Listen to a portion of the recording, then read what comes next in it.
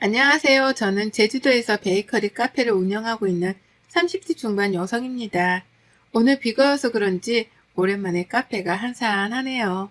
혼자 이렇게 여유를 부릴 때면 사연 채널을 읽어보곤 하는데요. 마침 남편도 마트에 볼 일이 있어 자리를 비웠고 오랜만에 여유를 가져볼 겸 제가 좋아하는 음악을 틀어놓고 창밖을 바라보고 있자니 몇 년 전 제가 겪었던 기가 막힌 일이 생각나 여러분에게 들려드리면 좋을 것 같아 사연을 적어봅니다. 여러분들의 많은 사연을 보고 울고 웃고 또 위로가 되기도 했답니다. 제가 어떤 일을 겪었는지 궁금하지 않으세요? 그럼 지금부터 제 사연을 시작할게요. 저는 어려서부터 보육원에서 자랐습니다. 전라도에 있는 보육원이었는데 장터가 열리던 기차역에서 제가 발견되었다고 해요. 제가 발견된 무렵 지역에서 큰 축제가 열렸는데 아마 그때 부모님을 잃어버린 게 아닐까 생각되네요. 지금은 물론 친부모님과 제외 행복한 삶을 살고 있어요. 사실 저에게는 생각하기도 싫은 이별의 아픔을 겪은 적이 있어요. 제가 들려드릴 사연이기도 하고요. 20살이 되면 보육원에서 더는 지낼 수가 없어요. 독립을 해야 하기 때문이죠. 엄마이자 아버지였던 선생님들 품을 떠나려니 막상 아쉬웠지만 언젠가는 겪어야 할 아픔이었기에 저는 덤덤한 척 하려고 무지 애썼습니다. 대학에 가고 싶은 마음은 컸지만 혼자 살아가야 하기에 돈을 벌어야겠다고 생각했어요. 공부보다 생계가 더 중요한 시점이었죠. 평소 빵순이로 불릴 만큼 빵에 대한 관심이 많았던 저는 제과 제빵 기능사 바리스타 자격증 공부를 취득했어요. 독립을 위해 선생님들이 마련해주신 방 한 칸 얻을 돈만 들고 서울로 올라와 무작정 앞만 보고 내달렸어요. 작은 옥탑방 하나를 어렵사리 구해 저만의 보금자리를 만들었고요. 경험을 쌓기 위해 동네 빵집, 카페 아르바이트 등 닥치는 대로 일을 했어요. 그러다 우연히 좋은 기회로 이름만 대면 알만한 제빵회사에 계약직으로 근무하게 되었어요. 정직원도 아니고 단기 계약직이었지만 저로서는 큰 영광이었죠. 지점별로 순환 근무를 하며 업무를 어느 정도 익혀나갈 때쯤이었어요. 회사는 대대적인 구조조정을 감행했고 정규직도 아닌 저는 당연히 그만둘 수밖에 없었습니다. 그래도 다행인 건지 큰 회사에서 일했던 경험 덕분인지 유명하다는 베이커리 카페에서 바리스타로 일을 하게 되었어요. 제빵사로 근무하길 희망했지만 바리스타로 근무하며 틈틈이 제빵 일도 도와달라 그러더라고요. 페이도 제 수준에서는 많았고요. 그렇게 업무에 적응을 해나갈 무렵 눈에 띄는 한 사람이 있었어요. 오후 2시가 되면 항상 커피와 함께 크루아상을 주문하는 손님이었어요. 제가 한참 일하는 시간이었고 자주 보던 탓에 자연스레 대화가 오가게 되었어요.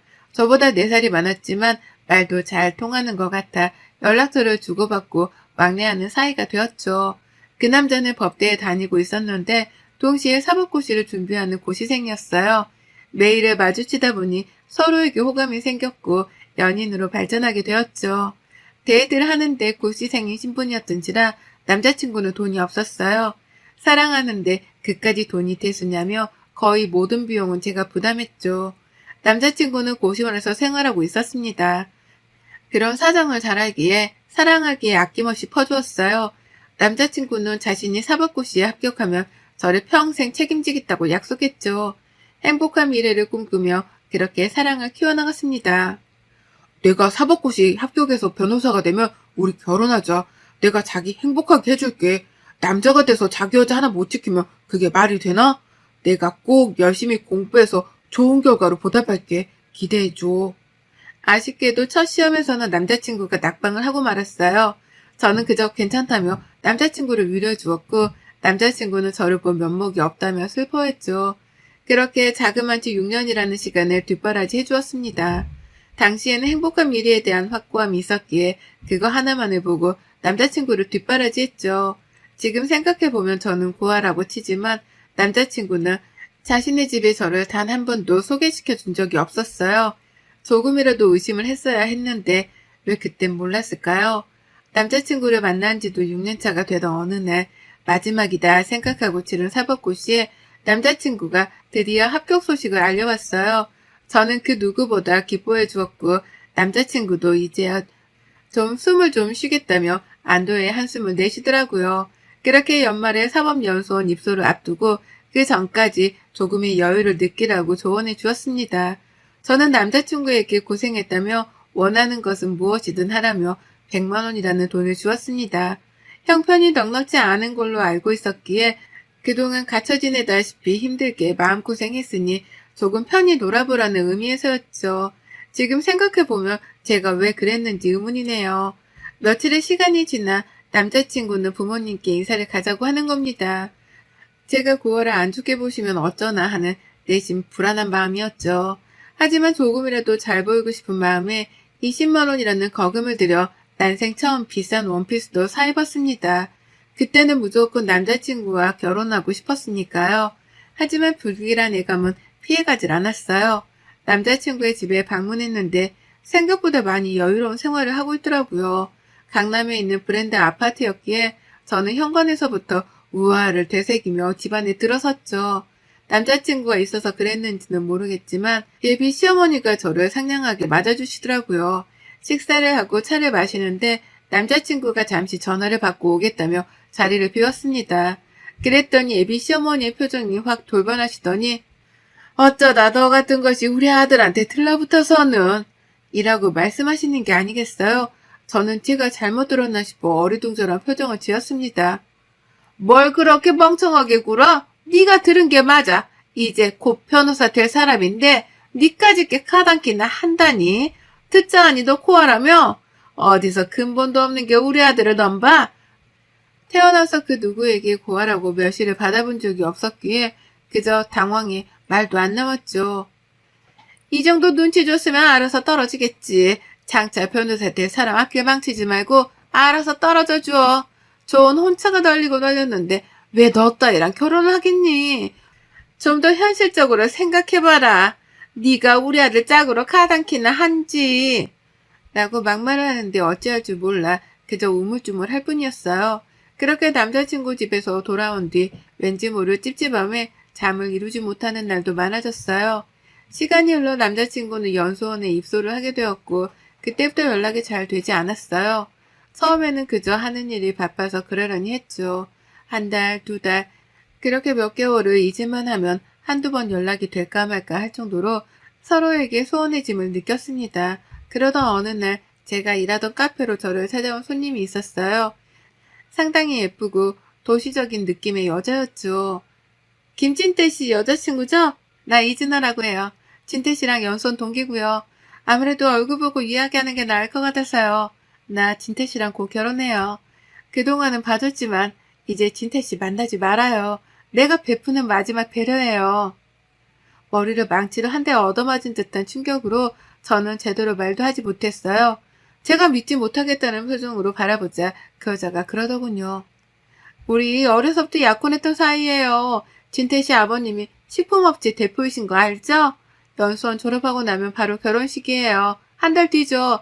미리 단둘이 해두려고 찾아왔어요. 유부남 만나면 안 되잖아요. 무슨 말인지 더 잘 알 거라 생각해요. 더 이상 만나지 마세요. 그리고 이 정도면 보상은 섭섭지 않을 거라 생각해요. 가볼게요. 알고 보니 그 여자와는 이미 어렸을 때부터 집안끼리 결혼을 약속한 상태라고 했어요. 뒷바라지 해준 보답이라며 돈봉투에는 1,000만 원이 담겨 있었죠. 그동안의 시간이 주마등처럼 스쳐 지나가더라고요. 20대 청춘을 바쳐 남자친구 뒷바라지를 해주었던 내 소중한 시간들. 이러려고 개고생해서 일하고 돈을 벌었던 건 아닐 텐데 말이죠. 화도 났지만 남자친구에게 직접 말을 듣고 싶어 남자친구의 집으로 찾아갔어요. 도통 연락이 되지 않았던 터라 실례를 무릅쓰고 찾아간 거였죠.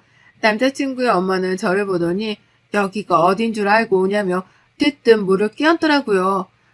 그 소리에 방에서 나온 남자친구는 너무도 당당하게 이야기하더라고요. 쥐나 많았다며? 그럼 어느 정도는 알아서 나가 떨어져야지. 구질구질하게 집까지 찾아오고 말이야. 네가 비련의 여주인공이야? 돈이 모자르니? 대충 계산해서 넉넉하게 넣었는데. 정말 끝까지 사람을 비참하게 만들더라고요. 더 이상 있으면 안 될 자리 같아 눈물을 머금고 집으로 돌아왔습니다. 차라리 뺨이라도 한 대 치고 돌아올 걸 후회하면서 눈물로 밤을 지새웠답니다. 카페에 출근도 하지 않은 채 며칠을 술을 마시며 보냈어요. 마음이 너무 힘든 나머지 보육원 선생님들과 같이 지냈던 동생들이 생각나더라고요. 그동안 바빠서 연락도 제대로 못 드렸고 마음도 추스릴 겸 겸사겸사 시골로 내려갔습니다. 몇 년 만에 방문한 보육원은 정말 변한 게 하나도 없었어요. 선생님들도 그대로였고 어리기만 했던 동생들은 키가 훌쩍 자라 있었죠. 따뜻한 밥을 먹으며 가족의 품으로 돌아오니 마음이 조금은 편해지더라고요. 그렇게 일주일 정도의 시간이 흘렀을까요? 어느 정도 마음을 추스렸기에 다시 서울로 올라갈 채비를 하고 있었습니다. 원장 선생님께서 저를 조용히 부르시더라고요. 긴히 할 말이 있다면서요. 무슨 일이세요? 원장 선생님께 묻자 우물쭈물하시며 한참을 고민하시더라고요. 지훈아, 지금부터 원장 선생님이 하는 말 잘 들어. 사실 네 친아버지로 추정되는 분이 찾아오셨다. 정말 어렵게 찾았다면서 아이를 볼 수 있냐고 사정을 하는데 내가 함부로 할 수 있는 부분이 아닌 것 같아서 네 의견을 먼저 물어보겠다고 했어. 정말 뜬금없었죠. 한 번도 생각해 본 적 없던 친부모였거든요. 그만큼 선생님들의 무한한 애정이 있었기에 가족을 그리워하거나 찾고 싶다는 생각을 딱히 하진 않았습니다. 원장 선생님은 주소가 적힌 쪽지를 주시며 마음 정리가 되거든 찾아가 보라고 하셨어요. 저는 알겠다고 대답하고 서울로 올라왔고 카페 사장님과 친해진 덕에 저의 무단 결근은 휴가 처리가 되어 다시 열심히 일을 한다는 약속을 드리고 정상적인 근무를 하게 되었습니다. 그렇게 일을 하며 한참을 고민한 끝에 쪽지에 적힌 주소를 찾아가 보자 결심했죠. 주소지는 일하던 카페와 그리 멀지 않은 곳이었어요. 부자 동네라고 소문이 난 곳이었고 어렵지 않게 해당 주소지를 찾아갈 수 있었어요. 드라마에서는 볼 법한 커다란 저택이 제 앞에 있었죠. 긴장된 마음으로 초인종을 눌렀습니다. 안녕하세요. 박지영이라고 합니다. 보육원 선생님께서 주소 전달받고 찾아왔어요. 찾아가면 아실 거라면서요. 그렇게 집사로 보이는 분의 안내를 받으며 집 안으로 들어서는데 정말 의리의리하더군요. 정말 드라마에서 볼 법한 회장님 집 그 자체였어요. 거실로 들어서자 소파에는 중년 부부가 앉아있어 인사를 나누고 자리에 앉기도 전에 맞은편에 앉아있던 중년 여성이 눈물을 흘리기 시작했습니다. 연지야, 우리 연지가 왔구나 하며 제 옆으로 오더니 제 손을 어루만지는 게 아니겠어요? 그러면서 사진 몇 장을 보여주시는데 어렸을 적 제 모습이었어요. 혹시 몰라 저도 항상 지니고 있던 사진이 있었는데 똑같은 옷을 입은 사진이었죠. 제가 발견됐을 당시 찍어두셨던 사진이었는데 정말 이럴 수 있나 싶을 정도로 얼떨떨했습니다. 중년 부부는 눈물을 흘리며 제 손을 어루만지시더니 우리 딸을 드디어 찾았네 하며 눈물을 흘리셨어요. 사실 제 손등에는 어렸을 때 어딘가에 데인 듯한 화상 흉터가 있는데요. 그 상처를 보시고는 친딸이라고 확신을 하셨답니다. 자신들과 폭죽놀이를 하듯 생긴 상처라면서요.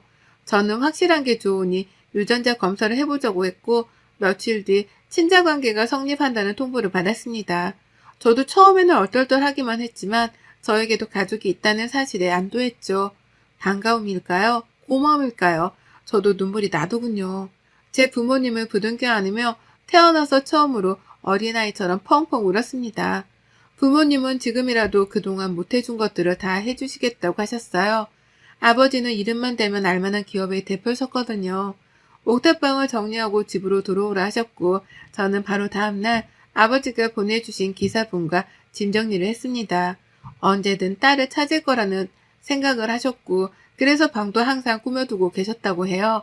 그동안 예쁜 옷 못 사 입힌 거, 맛있는 거 못 사줬던 게 한이라며 매일같이 저를 데리고 다니시며 이것저것 사주시기 바쁘셨죠. 저는 부담스러웠지만 내심 기쁘기도 했어요. 처음 느껴보는 부모님의 따뜻함이 어찌나 좋던지요.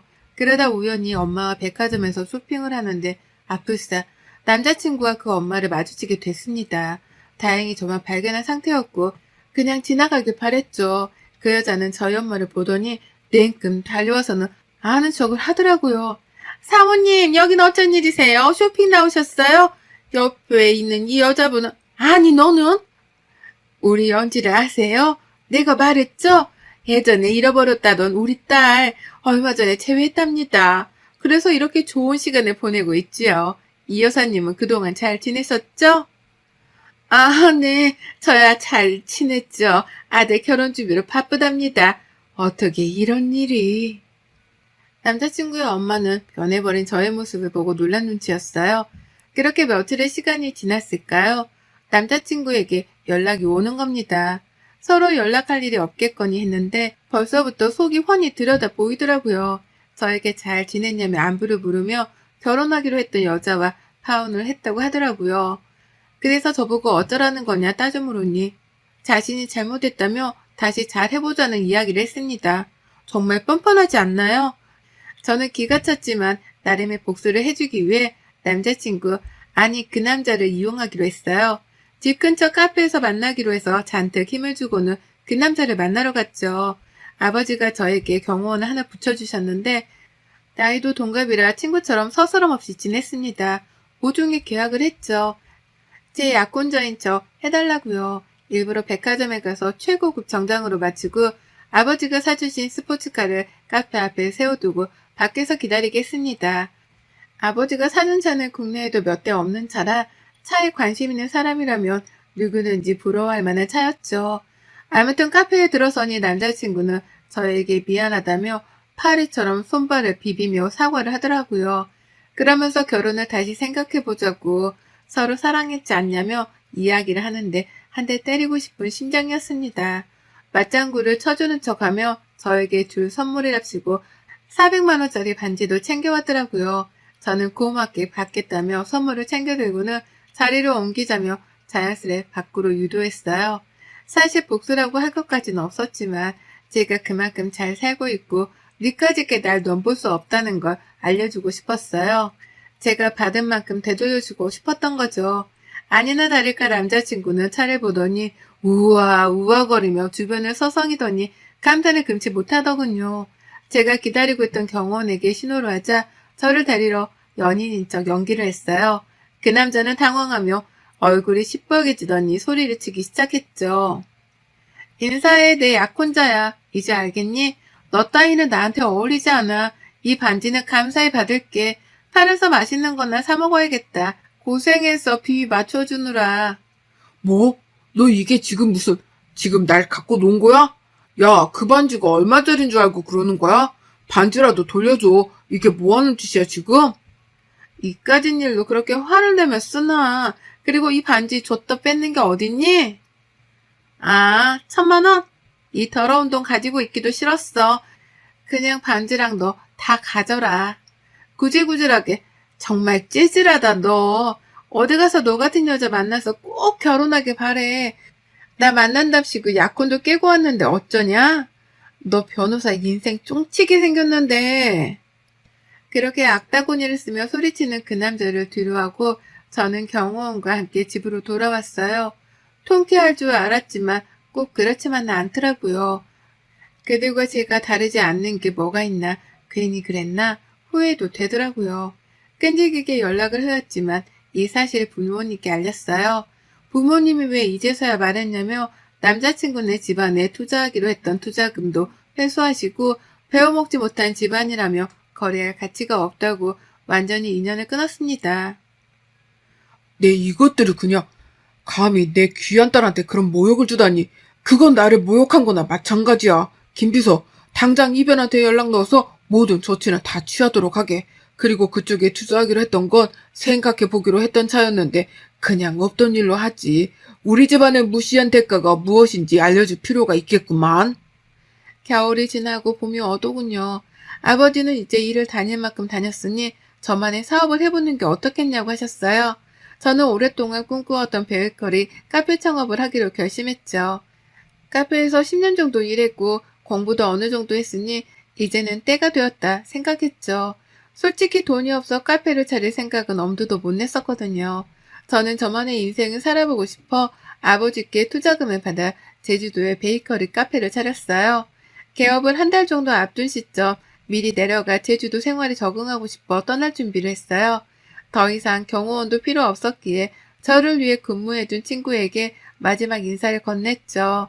그렇게 저는 제주로 내려갔습니다. 1년 정도의 시간이 지나고 어느 정도 자리를 잡았을 무렵 카페로 손님이 찾아왔습니다. 저를 경호해주던 그 친구였어요. 제가 제주도로 떠난 뒤 마음을 접으려 했지만 그러지 못했다며 제게 이야기하더라고요. 어떻게든 잊어보려 노력했지만 그게 잘 안 되더라고. 회장님께 그만둔다 말하고 여행도 다녀보고 미친 듯이 운동도 해봤지만 그래도 생각나더라. 그래서 가만히 있으면 안 될 것 같아 거절당하더라도 내 마음 전하고 싶었어. 이렇게 얼굴 보니 마음이 놓이네. 그동안 잘 지냈지? 당장은 연애할 생각이 없었지만 그 친구가 저를 따라 제주도까지 내려와 마음을 고백하는데 솔직히 조금 흔들렸습니다. 그렇게 조금씩 서로에 대해 알아가기로 했죠. 지금은 그 사람이 제 남편이 되었고요. 제가 창업한 카페는 SNS로 소문이 나 항상 사람들로 붐비기 시작했고 유명해졌어요. 남편과 함께 지금까지 잘 꾸려오고 있고요. 지난 과거는 다 잊고 행복하게 지내온 만큼 앞으로는 더욱더 행복할 예정이랍니다. 내년에는 둘에서 셋이 될 예정이기도 해요. 제 긴 사연을 들어주셔서 감사합니다. 여러분도 행복하세요? 여러분의 생각은 댓글로 남겨주세요. 오늘도 시청해주셔서 정말 감사합니다.